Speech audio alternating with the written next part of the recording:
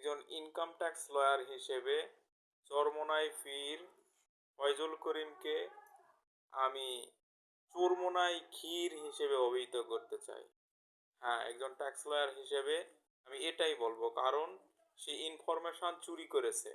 সে 187 ভরি সোনা দান হিসেবে তার রিটার্নে দেখাইছে, যা অডিটে পড়া দরকার।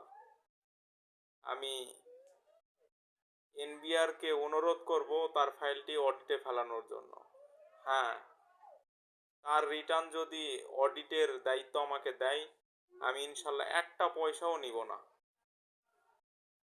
আমার মোবাইল নাম্বার 01975746566 এবং এইসব চোরমোনাই ক্ষীরদের ধরা উচিত, কারণ তাদের মতো লোকেরা ধর্মের নামে যে ব্যবসা করে, এইসব লোকদের আগে ধরা উচিত।